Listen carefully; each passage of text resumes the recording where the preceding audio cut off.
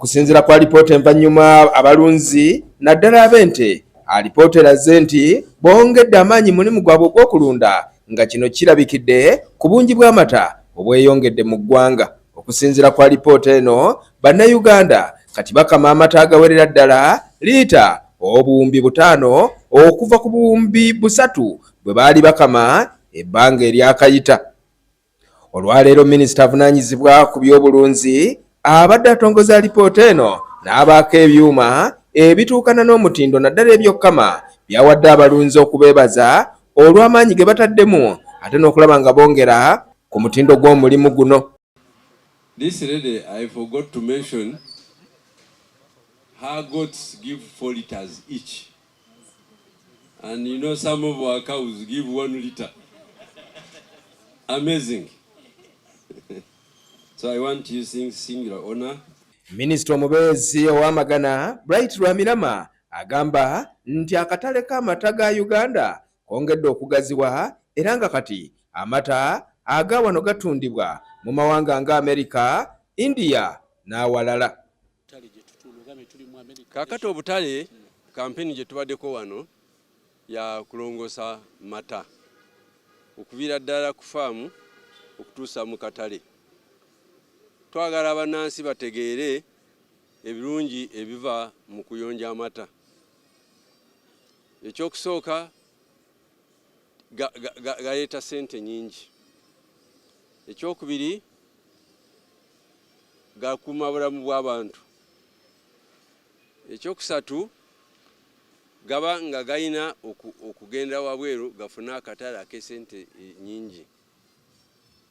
Ekyokuna abana ba musiga nsimbi bwe bamanya nti wano waliwo abavunaanyizibwa ku bulungi bw'amata.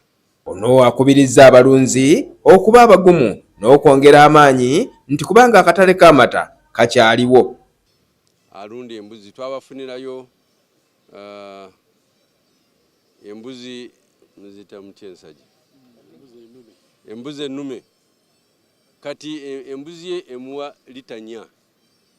Kati olaba nti enkolomojo ekuwa lita 1 tulaba nti embuzi egisinga embuzi erya katono ekuwa lita 4 ente erya bingi ekuwa lita 1. Olowooza oli mu byakufuna nedda.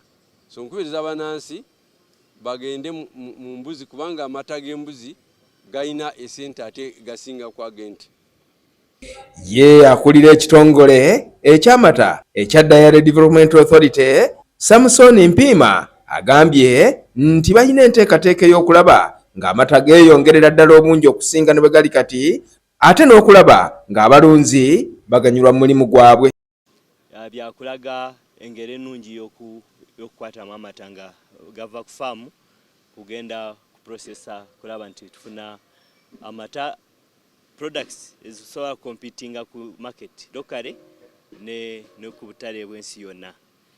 Kati tubikola buli mwaka nga tugezaako kulaga abantu biki bye basobola okukola okwongera okuwa ente zaabwe emmere nga kyafukata ziyamba ebyo byuma bikuba kasooli ne bikola silage ate ne bisala n'omuddo ogw'okuwa ente. Abamu ku balunzi abaweereddwa ebyuma batubulidde akawonvu n'akagga gye bayise okutuuka we batuuse olwaleero.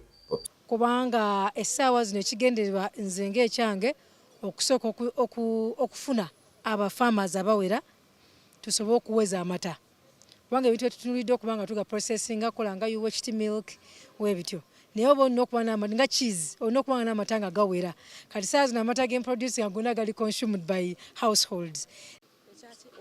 Mpangudde akuuma akasalasala omuddo oba essubi akuuma akasalasala essubi era yabatugambye kasobola n'okukozesebwa mu kasooli. Somoza kikubadde osanga akuuma kano kagenda okwanguya emirimu oluvannyuma lw'opaka. Omuddo mbadde na mutono nnyo naye kati kigenda kunyanguyirwako kubanga ente ezimu ziri za mu kiyumba kale kigenda kunyanguyira nnyo okuziwa emmere nga ntematema emmere okuziwa essubi. Pulezidenti Museveni azze akubiriza abalunzi okwongera ku mutindo gw'ente zaabwe nga bayita mu kulunda ente entono mu kifo ky'okulunda ennyingi nti kubanga entono basobola ozirabirira ate ne zibawa kinene okwawukana ku nte ennyingi.